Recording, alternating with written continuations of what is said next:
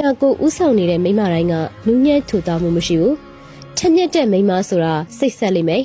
စိတ်ထားမကောက်ကျစ်ဘူးဒေါသကြီးရင်ကြီးမယ်အချိန်ကြာကြာစိတ်မဆိုးတတ်ဘူးပွန့်ပွန့်လင်းလင်းဆက်ဆံတတ်တယ်ဟန်မဆောင်တတ်ဘူးမာယာမမြဘူးရိပ်ရည်နဲ့ဆက်ဆံရေးရှိတယ်အင်နရီကြီးတစ်ခွဲသားနဲ့မနေတတ်ဘူးလူများနဲ့နေရတာနှစ်သက်တယ်နေရကဆရာကြီးလှုပ်တတ်ပေမဲ့စာနာစိတ်ရှိတဲ့နေရာမှာသူတို့ကိုလိုက်မမီဘူး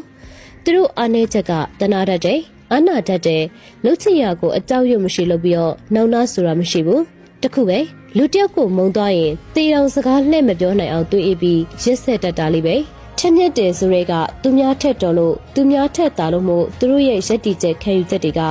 သူများနဲ့မတူဘဲနဲ့ခိုင်ပါတယ်သူတို့ရဲ့အတွေးခေါ်အယူဆတွေကိုစုပ်ကင်ထားတတ်လို့ခိုင်ပါတယ်ထင်ရပေမဲ့အမှန်တကယ်ဆွဲကြီးတဲ့သူတွေဖြစ်တယ်သူများဘလို့ကူညီမလဲဆိုတာထက်ငါဘာလုပ်နိုင်လဲဆိုတာပဲတွေးတယ်အမတ်သေးကြီးကြီးတယ်ရန်ညှိုးဖွဲ့ဖို့လက်တုံးပြန်ဖို့မဟုတ်ပေမဲ့သူတို့ကိုနာကျင်အောင်လုပ်မိရင်ဘယ်တော့မှမမေ့ဘူးနားလေခွင့်လွှတ်တတ်ပေမဲ့ဟေးဆိုရင်လည်းလှည့်မကြည့်တော့ဘူးအေးစစ်စစ်လို့ထင်ရပေမဲ့လိုအပ်လာရင်ကြောက်တုံးကိုအရှိဖြောနိုင်စွမ်းရှိကြတယ်ပျော်ပျော်နေရင်ဖြတ်တန်းတတ်တဲ့သူတို့စိတ်တွေကတကယ်တော့တခြားသူတွေကိုပေးဆက်လိုက်ရတာတွေများတယ်အခက်အခဲရှိပေမဲ့ဘယ်ချင်းနေမှမဆိုအဆင်ပြေပါတယ်လို့ပဲပြောလို့ရှိတယ်တင်အဆင်ပြေရဲ့လားကိုအဆင်ပြေပါတယ်ဟုတ်ကဲ့ပါရှင်မွေးရသားသူကိုလေးစားစွာနဲ့ credit ပေးပါတယ်